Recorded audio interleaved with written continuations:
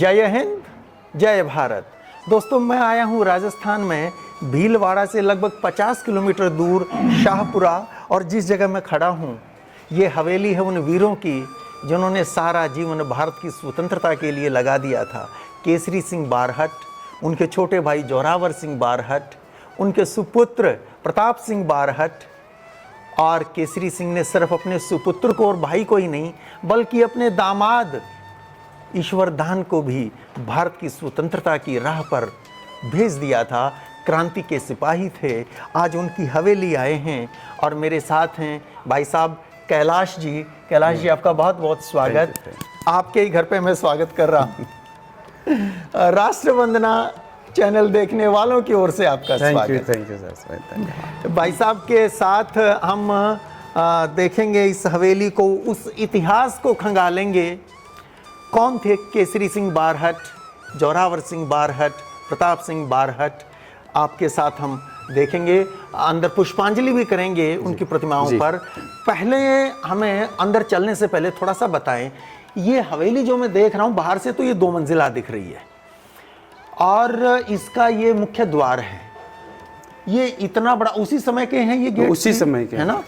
इसमें ऊपर ये जो कीले हैं नीचे नहीं है, ऊपर के हिस्से में ये कीले हैं, तो इसका खास प्रयोजन क्या रहा होगा? ये एक सुरक्षा की दृष्टि से है। हाँ। और क्योंकि उस समय बड़ी बड़ी चीज़ों को तोड़ने का अगर उपयोग लेते तो हाथियों का उपयोग लिया जाता था। हाँ। और मैं मानता हूँ कि हाथियों का मस्तक इस लेवल पर आता होगा जी, इसलिए यहाँ ऊपर लोहे लगाए ताकि किसी हाथियों के दबाव से भी इसको नहीं तोड़ा जा सके। उसको सुरक्षा की दृष्टि से ये इस प्रकार अच्छा। तो हाथी जब मस्तक से टक्कर मारेगा तो वो ऊपर के हिस्से में वही लगेगी, इसलिए ऊपर ये कीले हैं।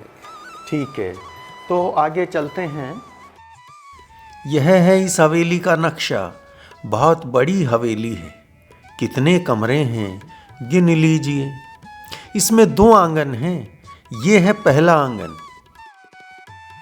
आगे चलते हैं और देखते हैं अंदर कमरों में क्या है। तो ये हम अंदर एंटर किए तो सबसे पहले कोर्ट यार्ड आया और उससे हम यहाँ आ गए। यहाँ पहले हम माल्यार्पण कर लेते हैं उन तीनों हमारे वीर पूर्वजों की प्रतिमाएं हैं। तो सबसे पहले बड़े केसरी सिंह जी, ये हैं केसरी सिंह बारहट। बंगाल और महाराष्ट्र के क्रांतिकारियों से इनके घनिष्ठ संबंध थे। इन्होंने राजस्थान में क्रांतिकारी संगठन वीर भारत सभा का गठन किया।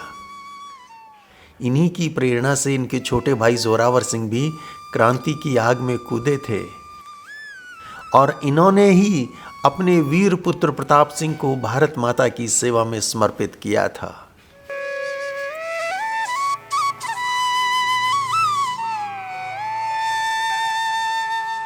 ये एक अनोखी मिसाल है जहां पिता अपने भाई, अपने पुत्र और साथ में दामाद को भी साथ कर दिया। राजस्थान में ये कहा जाता है कि अनूठा नहीं, मात्र इकलौता परिवार। आप राजस्थान कह रहे हैं, मैं तो भारत की कह रहा हूँ भाई साहब। जिसने अपना खुद का आत्म बलिदान दिया, भाई का दिया, बेटे का दिया, और दामाद का देके एक प्रकार से पुत्रियों का भी बलिदान। ओए होए कमाल, सही बात है। पुत्रियों को भी बलिदान की बलिवेदी पे चढ़ा दिया।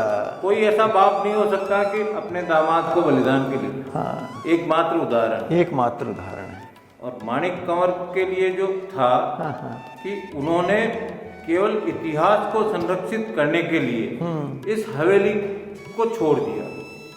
वो चाहती तो अपने जेवर ले सकती थी, जो स्त्री धन था। नकदी नहीं ली उसने। केवल कृष्ण सिंह बारहट द्वारा रचित हस्तलिखित जो पुस्तक थी इस हवेली के अंदर, वो जब यहाँ से निकली तो केवल उस पुस्तक को अपने आंचल में वो भी छिपा कर। ये तो बाद में सामने आया कि वे पुस्तक है। इसको थोड़ा सा मैं आपको बीच में टोकूंगा इसलिए कि राष्ट्र वंदना देखने वालों को ये कहानी सही से समझ में आ जाए। आपने माणिक कुंवर जी की बात की, वो कौन थी ये भी बतावें, और क्यों उनको ये यहाँ से निकलना पड़ा वो भी बतावें। वो बताते हुए आगे चलेंगे तो बात ठीक से समझ में आएगी। प्रताप सिंह बारहट की माँ माणिक कंवर जब इस हवेली को सीज करने की कार्रवाई की जा रही थी, उसी दौरान माणिक कंवर को यहाँ से निकलना पड़ा। निकलते समय उसने अपना स्त्री धन और तमाम जितनी भी सुविधाओं का सामान था उसके प्रति कोई मोह नहीं रखा, और अपने ससुर द्वारा रचित हस्तलिखित ग्रंथ राजपूताना का अपूर्व इतिहास उसको अपने आंचल में समेटा और उसको लेके वो बाहर निकल गई। वो बाद में प्रकाश में आया कि ऐसा भी इतिहास था। हाँ हाँ, मेरे ख्याल से घटना वर्ष 1914 की है, 14 की है ना। ये वो समय था जब रास बिहारी बोस के नेतृत्व में उत्तर भारत में क्रांति की ज्वाला, है ना, वो विप्लव की तैयारियां हो रही थी। और मेरे ख्याल से 31 मार्च 1914 को वारंट निकले केसरी सिंह बारहट, जोरावर सिंह बारहट, प्रताप सिंह सब के विरुद्ध, है ना। और जब अंग्रेज इनको ढूंढ रहे थे, इस घर को उन्होंने कुर्क किया, जब्त किया, है ना, वो कहानी आप बता रहे हैं। जब अंग्रेजों ने इस हवेली को कुर्क किया तो प्रताप सिंह की वो वीर माँ, वीर प्रसूव माँ माणिक कुंवर जी यानी केसरी सिंह जी की पत्नी, जब उनको ये छोड़ना पड़ा, अंग्रेजों ने कुर्क किया, तो वो स्त्री धन लेके जा सकती थी, पर उन्होंने कुछ नहीं लिया। अपने ससुर द्वारा लिखा राजपूताना का अपूर्व इतिहास, वो हस्तलिखित ग्रंथ, उसको लेके वो गई, क्योंकि सच बात है उससे ज्यादा कीमती तो कुछ था ही नहीं। और आज जो भी हिंदुस्तान में इतिहास की बात आ रही है वो उसी से आ रही है, वहीं से आ रही है। केसरी सिंह सच्चे देश प्रेमी और बड़े विद्वान थे। वर्ष 1903 में वायसराय लॉर्ड कर्जन का दरबार और वर्ष 1911 में किंग जॉर्ज V का दरबार दिल्ली में लगा। भारत के सभी राजाओं और नवाबों की तरह मेवाड़ के महाराणा फतेह सिंह भी दिल्ली गए, पर केसरी सिंह बारहट ने उनके अंतरात्मा को जगा दिया था कि मेवाड़ भारत के आत्मसम्मान का मुकुट है, इसे दिल्ली में अंग्रेजों के चरणों में मत रख देना। फतेह सिंह ने उन दरबारों में हाजिरी नहीं लगाई। अंदर चलेंगे, आइए भाई साहब, आइए। ये कमरा, इसमें उनके पैतृक हथियार हैं। ये तो तीर है, हाँ। और ये गज बोलते हैं इसको, तो वो जो बंदूक की जो नाल होती है जिसमें शोर भरा जाता है, हाँ हाँ, उसको सफाई करने के लिए इसका अच्छा उपयोग अच्छा अच्छा किया अच्छा है। अच्छा अच्छा अच्छा। इससे बीच वाला जो है, बीच वाला बंदूक की सफाई इसके जरिए हो रही थी। और ये कुल्हाड़ी, ये कुल्हाड़ी, ठीक है। और यहाँ ये अलग अलग, इसमें ये छुरा है, और इसको क्या कहते हैं, ये खुखरी, मेरे ख्याल से इसको बंगाल की तरफ तो खुखरी बोलते थे। दा भी कुछ कहते हैं, ऐसा कुछ कहते हैं इसको। ये कटार है, ये गुप्ती बोलते हैं इसको। अच्छा, गुप्ती भी कहते हैं इसको। ये इसका केस हो गया। और इसको कहते हैं पेशकब्ज। ये उन वीरों के हथियार हैं, और ये 2 तरह की तलवार हैं। देखिए दीवारें इसकी मेरे ख्याल से 2 फुट चौड़ी तो है, हाँ, है ना। अंदर की दीवार है, ये भी 2 फुट चौड़ी तो है, ज्यादा भले ही हो। ये दूसरा कमरा पीछे की ओर। इस कमरे में 3 बंदूकें हैं बड़ी बड़ी, और दोनों तरफ उनके कारतूस हैं, कार्ट्रिजेस हैं। उस जमाने में कैसे कार्ट्रिजेस होते थे ये आप देखें जी। ये छोटे वाले कार्ट्रिज हैं, और ये 3 बड़ी बंदूकें। ये जो कार्ट्रिज हैं ये बड़े हैं साइज में। ये मेरे ख्याल से तकरीबन 2.5-3 इंच के, 3 इंच तो होगा ये 3 इंच होगा। उधर वाला 1 इंच मुश्किल से। अच्छा, दीवारें सारी। और एक बात और है, आज तारीख हो गई भाई साहब 26 मार्च। बाहर तो गर्मी अच्छी खासी है, लेकिन यहाँ अंदर तो ठंड है ना, है बिल्कुल है। कितनी मोटी दीवारें हैं ये देखें आप। इस दीवार की मोटाई देखिए जी, कमाल है। और ये इंटरनल वॉल्स हैं, एक्सटर्नल तो शायद और भी चौड़ी होंगी इनसे। इस कमरे में कमरे का साइज बहुत बड़ा नहीं है, कमरे का साइज तो होगा तकरीबन 8 फुट बाई 8 फुट। ये देखें, तो ये बताएं जरा, ये पगड़ी, ये घड़ी, ये किन की है? ये केसरी सिंह जी भारत की है। और ऐसा भी कहा सुनने में आया और किताबों में भी लिखा हुआ कि जब केसरी सिंह जी भारत का अंतिम समय आया उस समय तक ये घड़ी चल रही थी। अच्छा। और तब से ही ये घड़ी, जैसे ही उनकी डेथ होती है ये घड़ी भी बंद हो जाती है। ऐसा। अच्छा। हाँ। ये खड़ो वगैरह, टॉर्च भी जो बहुत बड़ी उनके टॉर्च। हाथ की जो सामग्री थी हाँ हाँ, वो कहीं कबाड़ में नहीं जा करके एक अच्छे स्थान पर यहाँ आई, तो हम आने वाले लोगों को यहाँ दिखा सकते हैं, जी। बता सकते हैं कि उन क्रांतिकारियों की हाँ हाँ। ये चीजें हैं। पगड़ी भी बड़ी सुंदर पगड़ी है। उनको क्या खगोल का भी, वो तारों की गणनाएं भी करते थे, ज्योतिष का, खगोल का भी उनमें काफी। केसरी सिंह जी भारत में तो ये खुर्द दूरबीन थी, तो उससे वो तारों की गणनाएं भी किया करते थे। कमाल है, तो बड़ी देखें उस जी, ये टाइम की ये दूरबीन है। एक बात है, जो हाइट है, अक्सर मैं ऐसा देखता हूँ किलों में भी यही मिलता है। पुराने जितने भी बिल्डिंगे, महल भी मिलेंगे ना आपको, तो कमरों की, दरवाजे की हाइट कम ही मिलेगी आपको। उसका कोई विशेष कारण था क्या? कारण या तो झुक करके आना जाना, और ऐसा कुछ उस हिसाब से सोचा होगा उन्होंने। देखें, जिसके पास जितना ज्यादा खोने का डर हो वो उतना ही कम रिस्क लेगा, है ना। और यहाँ एक व्यक्ति ऐसा है जिसके पास सब कुछ है और सब कुछ लुटा देता है देश के लिए। इधर देखें जी, फोटोग्राफ हैं, ये फोटोग्राफ्स देखें जी, आप लीजिए इनको जरा। केसरी सिंह बारहट और माता माणिक कंवर जी बताते हैं, जब प्रताप सिंह को घर छोड़ना था तो उन्होंने अपनी माँ से कहा, मेरी धोती फट गई है, कहीं से 3 रुपयों का प्रबंध कर दीजिए ताकि मैं धोती ले आऊं। माँ ने 2 रुपये दिए और अगले दिन उन्होंने घर बार छोड़ दिया। वे कोटा पहुँचे अपने पिताजी के एक मित्र के पास। पिताजी के उन मित्र ने पूछा, आगे क्या करना है? प्रताप सिंह ने उत्तर दिया, शादी। उन्होंने आश्चर्य से पूछा, कहाँ? प्रताप सिंह का उत्तर था, वंदे मातरम। और इसके बाद वो अंतर्ध्यान हो गए। जब वे सज्जन प्रताप सिंह के घर गए और उनकी माँ से मिले तो उन्हें बताया।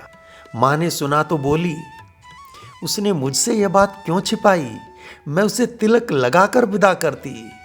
ऐसी थी वीर माँ माणिक कुंवर। जोरावर सिंह जोधपुर दरबार से जुड़े थे। वहीं प्रसिद्ध क्रांतिकारी भाई बाल मुकुंद गुप्त के संपर्क में आए, जो उस समय जोधपुर के राजकुमारों के शिक्षक थे। अंग्रेजों ने जोरावर सिंह की गिरफ्तारी का वारंट जारी किया, पर ये पकड़ में नहीं आए और फिर आजीवन फरार रहे। अमरदास बैरागी के रूप में इधर उधर जंगलों में भटकते रहे, पर विचलित नहीं हुए। फरारी की अवस्था में ही 17 अक्टूबर 1939 को ये चिर निद्रा में सो गए। ये जो हम देख रहे हैं हवेली, ये तो शाहपुरा में है। भाई साहब ने हमें बताया कि यहाँ से 7 किलोमीटर दूर एक गांव है, देवखेड़ा। देवखेड़ा मूलतः इनका पैतृक गांव वो था, और केसरी सिंह बारहट का जन्म भी वहीं हुआ था। तो यहाँ फिर इनको जागीरें मिली हैं? देवखेड़ा भी जागीरी मिली थी। अच्छा। तो ये हवेली उसके बाद बनी। बाद में उस समय उनसे कहा गया कि आप वहां पर भी वो चूना पत्थर सब आ गया था। हाँ हाँ, महल बनाने के हिसाब से। उन्होंने सबसे पहले फिर प्रजा के हित में वो सारा पैसार जो सामग्री थी, उससे उन्होंने 3 तालाब बनाए। अच्छा। एक तो स्वयं कृष्ण सिंह जी के नाम से कृष्ण सागर तालाब, जी जी। एक उनकी जो आराध्य थी करणी माता, अच्छा, उनके नाम से करणी सागर तालाब, और एक उनके पिताजी कृष्ण सिंह जी के पिताजी ओनाड सिंह जी, ओनाड सिंह जी के नाम से ओनाड सागर तालाब। अच्छा, कृष्ण सिंह जी के देखें, ये भाई साहब ने जो बताया, प्रताप सिंह बारहट अमर बलिदानी 24 मई 1893 को जन्म और 24 मई 1918 को बरेली जेल में बलिदान। तो प्रताप सिंह बारहट के पिताजी तो हम देख ही रहे हैं, केसरी सिंह बारहट। दादाजी थे कृष्ण सिंह बारहट, और परदादा का नाम आपने भी ओनाड सिंह। अच्छा अच्छा अच्छा। तो ये तो कमाल है, इतनी बड़ी हवेली है। ये हवेली अभी तो वर्तमान में राजस्थान सरकार के अंडर में है, अच्छा, तो उपयोग हो नहीं रहा। पर ये यहाँ इसकी तो मेंटेनेंस की ज़रूरत है। मेंटेनेंस की जरूरत है। 2018 में क्या अपनी इसका राजस्थान सरकार ने इसका जीर्णोद्धार करवाया ये था। छोटी ईंटें उस जमाने में जो होती थी उनसे बनी है। बनी ईंटें तो वही है, लेकिन ये जो मिट्टी है ना, रेत और ये मिट्टी, इसको बाहर से मंगाया गया। ये देखें जी, ये फिर से एक चौक आ गया और यहाँ 2 मंजिला। ऊपर अपन चल सकेंगे क्या? ऊपर जाया जा सकता है क्या? तो खुलवाते हैं इसको। देखिए दीवार, ये जो नाल में बता रहा था आपको, इसकी हाइट भी जी कम है। अच्छा, नाल स्टेयर केस को यहाँ नाल बोलते हैं। हाँ, इसको घुमावदार सीढ़ियाँ। ये देखें जी, यहाँ हाइट इसकी और भी कम हो जाती है। और यहाँ जैसा कैलाश जी ने बताया कि यहाँ बिल्डिंग ही देखने के लिए हम ऊपर आए हैं और कोई डिस्प्ले में यहाँ कोई चीज़ नहीं है। ये वापस हवेली राज्य सरकार तक आने से पहले, इस हवेली को दरबार में बेच दी किसी आदमी को। अच्छा, अंग्रेज़ों ने कुर्क किया और फिर किसी को बेच दी। उसने इस हवेली को बहुत डैमेज किया। हाँ, फिर वापस राजस्थान सरकार ने इसको अधिग्रहण करके फिर वापस खरीदी इसको। ये गेट वगैरह जो सब बाद में बने, इसके ओरिजिनल गेट थे ना, वो तो बेच दिए लोग, बेच दिए लोगों ने।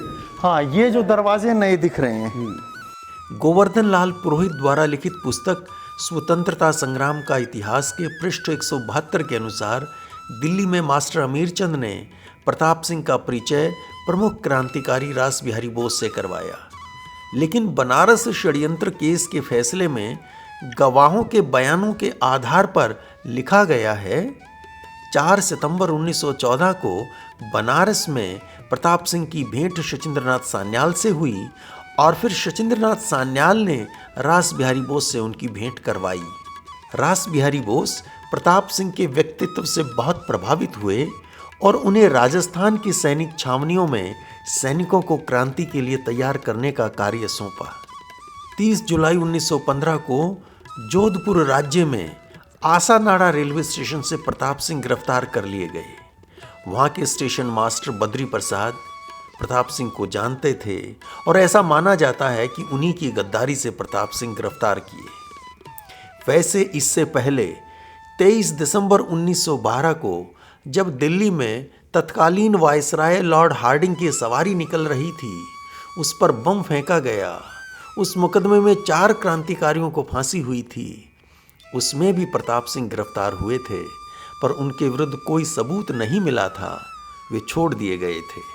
देखें, हम फर्स्ट फ्लोर तक आ गए थे, अब हम टेरेस पे जा रहे हैं, तो देखते हैं जरा वहाँ से कैसा नज़र आता है। अक्सर जब जाता हूँ ना पुरानी बिल्डिंग्स, महल, किले, तो ये तकरीबन सब जगह ऐसा ही होता है कि दरवाजे ऊंचे नहीं होते हैं ज़्यादा। ये भी देखें तो ये मेरे कान को टच कर रहा है। आइए, वो सामने शाहपुरा के महल हैं, यानी ये शाहपुरा भी एक प्रिंसली स्टेट थी, एक देसी रियासत थी, और यहाँ के जो राजा थे उनके महल हैं वो सामने जो दिखाई दे रहे हैं। आप जूम करके दिखाएं जी। केसरी सिंह जी की गिरफ्तारी भी वही उस महलों में ही हुई थी। अच्छा, वहाँ महल में थे केसरी सिंह जी, वहाँ मिलने के लिए बुलाया। अच्छा, और वहीं अंग्रेज ऑफिसर भी थे, तो वहीं उनकी गिरफ्तारी। अच्छा, वहाँ राजा ने मिलने के लिए बुलाया। अंग्रेज तैयार थे, वहाँ निशस्त्र थे, वहाँ मिलने गए तो हाँ, गिरफ्तार हो गए। ये बात थी। इस हवेली का कंस्ट्रक्शन आगे और होना था, इसका विस्तार भी, इसको भव्यता देने का और था। लेकिन किताबों में ऐसा हमने पढ़ा है कि यहाँ के शाहपुरा दरबार ने उस समय तात्कालिक जो राजा थे उन्होंने पाबंदी लगाई कि भाई तुम मेरे महलों से ऊपर, तेरा मकान ऊपर नहीं होना चाहिए, तो ये बड़ी बड़ी दीवारें एज इट छोड़ दी गई फिर। जी। अदरवाइज ये पैरापेट देखें, अभी मेरे ख्याल 7 फुट ऊंची तो है ये, और इधर ये तो खैर ममटी हो गई। ठीक है जी, तो नीचे चलते हैं। अभी इसका कुछ हिस्सा नीचे बचा भी है, और ऐसे इधर कुछ और ये जैसे मंदिर है, बड़ा मंदिर 4 भुजा जी का। अच्छा अच्छा, ये कौन सा मंदिर, क्या चार भुजानाथ का बोलते हैं इसको। ये देखें जी, हम टेरेस पे खड़े हैं और ये आंगन नीचे, ये हवेली, और ये देखें जी ऊपर की मंजिल यानी कि तीसरी मंजिल, सेकंड फ्लोर पे एक कमरा ये इधर बना हुआ है और एक उधर सामने भी बना हुआ है, बाकी ऊपर कंस्ट्रक्शन और नहीं है। ये इनको भाषा में झरोखे बोलते थे। ये झरोखे हैं। तो बाहर का दृश्य देखने के लिए। हाँ हाँ। हम आ गए हैं ग्राउंड फ्लोर पर। सामने एक गैलरी है जिसमें कई अत्यंत महत्वपूर्ण दस्तावेज प्रदर्शित हैं। चलिए देख लेते हैं। ये फोटोग्राफ्स लें जी, ये राइटिंग्स हैं। जैसे यहाँ मैं ये लेटर देख रहा हूँ, केसरी सिंह जी ने अपने दामाद को पत्र लिखा है और ये हजारीबाग जेल में, हजारीबाग सेंट्रल जेल में जहाँ केसरी सिंह बंदी थे, वहाँ से उन्होंने लिखा है। और ये श्रीयुत ठाकुर केसरी सिंह साहब कोटा ये लिख रहे हैं अर्जुनलाल सेठी। अर्जुनलाल सेठी भी बड़े क्रांतिकारी रहे हैं, साथियों में थे, क्रांतिकारी साथियों में। जी हाँ जी हाँ जी हाँ जी। उन्होंने तो केसरी सिंह जी बारट के प्रति उनकी श्रद्धा इतनी थी, तो वो एक पत्र में लिखते हैं कि मेरे हृदय मंदिर के पूज्य देव, उसको लिख करके वो संबोधित करते हैं केसरी सिंह जी बारट। इसमें भी जो लिखा है, सेवा में निवेदन है कि दास सेठी को जो कुछ भी आप आज्ञा देंगे वह मनसा वाचा कर्मणा स्वीकृत होगी, शिरोधार्य होगी। यदि आप मुझे दोषी ठहरावेंगे तो देहांत प्रायश्चित तक भी सहर्ष मंजूर करूंगा। आपका चिर सेवक अर्जुनलाल सेठी। पुनश्च आप अपने पधारने की तारीख से सूचित करने की कृपा करें, सेठी। तो ये अलग अलग राइटिंग्स है। ये कूट लिपि, क्रांतिकारियों के जो पत्र हुआ करते थे वो उस कूट लिपि में लिखे थे।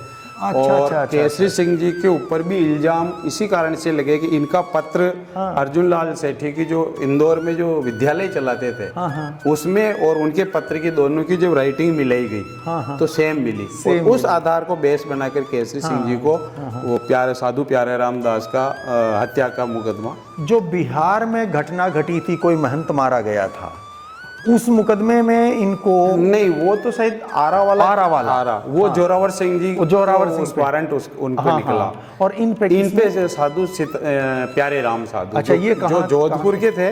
अच्छा। और कोटा में उनकी हत्या हुई। ठीक ठीक। अब क्या है, कोटा कॉन्स्पिरेसी केस चला था। जी कोटा का। ठीक ठीक। उसमें 20 साल की सजा हुई इनको, केसरी सिंह की। हजारीबाग जेल इनको भेजा गया। और एक और घटना का पता चलता है कि जब बरेली जेल में थे प्रताप सिंह, तो प्रताप सिंह मिलने के लिए हजारीबाग जेल लेके गए, है ना? बिल्कुल सही है। कि पिता से कहा कि समझाओ बेटे को, ये अगर राज खोल दे, बयान दे दे, बता दे सब। तो ये सारा बहुत प्रलोभन दिए थे उनको, बहुत प्रलोभन दिए, ये भी बच जाएंगे, आप भी की भी मुक्ति होगी, जोरावर सिंह से भी वारंट वापस हो जाएगा, है ना? जी जी। लेकिन कहते हैं कि पिता ने ये कहा पुत्र को कि यदि तुमने ऐसा किया, अपने साथियों को धोखा दिया, मैं जिस दिन यहाँ से छूटूंगा मेरी बंदूक की गोली तुम्हारी छाती के पार होगी। बिल्कुल सही। एक पिता अपने पुत्र को, दुर्लभ बात है ना? तिलक मांझी जी जी जी जी जी जी जी जी बिल्कुल बिल्कुल। फांसी की सजा भी 24 को दी। नहीं, फांसी नहीं हुई है, सजा तो इनको प्रताड़ना से, 5 साल की ही हुई थी सजा। तो मैंने वो जजमेंट पढ़ा है, बनारस कॉन्स्पिरेसी केस में सजा हुई है 5 साल की। लेकिन जेल में जितनी यातनाएं दी गईं, उन यातनाओं से इनका बलिदान हुआ। अपनी पुस्तक बंदी जीवन में सुविख्यात क्रांतिकारी शचीन्द्रनाथ सान्याल प्रताप सिंह के बारे में बड़े विस्तार से बात करते हैं। प्रताप सिंह की कोमल भावनाएं उभारने के लिए पुलिस वालों ने कहा, तुम्हारे बिना तुम्हारी माता रो रही है। यह सुनकर प्रताप सिंह ने उत्तर दिया, मेरी माता रोती है, रोने दो। अपनी माँ को हंसाने के लिए मैं हजारों माताओं को नहीं रुला सकता। केसरी सिंह बारहट संस्कृत के प्रकांड पंडित और वीर रस के उच्च कोटि के कवि थे। एक नमूना देखिए। 5 लोगों की वंदना किन लोगों की होनी चाहिए? जी जी। अनादि ईश आदि में सुवंदनीय है सदा, विकास ज्ञान ज्योति से करे जो चित्त सर्वदा। प्रशस्ति अद्वितीय विश्ववीर की हुई यहाँ, द्वितीय वंदनीय भव्य मातृभूमि है यहाँ। प्रजा प्रजा स्वकीय के समान मानते रहे, वही तृतीय वंदनीय भूप यो सुधी रहे। धपा गए अपार रक्त धार से धरा सभी, कि झूम झूम मातृभूमि के लिए मरे कभी। चतुर्थ वंदनीय वीर बार बार है वही, हुई कहाँ कृतार्थ मातृ भक्ति से नहीं मही। प्रधान मानवीय सत्व ही स्वतंत्रता आहा, वरण्य धर्म कर्म मर्म मंत्र ही यही रहा। महान प्राण प्राणवार के तुम्हें ही खोजते, नमामि विश्व वंदनीय अंतमा स्वतंत्रते, नमामि विश्व वंद। ये केसरी सिंह जी बाहर की वंदना। क्या बात है, क्या बात है, बहुत सुंदर, बहुत सुंदर। यहाँ शाहपुरा में इस प्रमुख चौक पर भी एक स्मारक है जहाँ केसरी सिंह बारहट, जोरावर सिंह बारहट और प्रताप सिंह बारहट की प्रतिमाएं हैं। बलिदानी प्रताप सिंह के नाम पर शाहपुरा में गवर्नमेंट कॉलेज हैं और उनकी वीर परसुमा माणिक कंवर के नाम पर सरकारी स्कूल है। लेकिन उस परिवार के त्याग, संघर्ष और बलिदान को देखते हुए क्या इतना सा काफी है?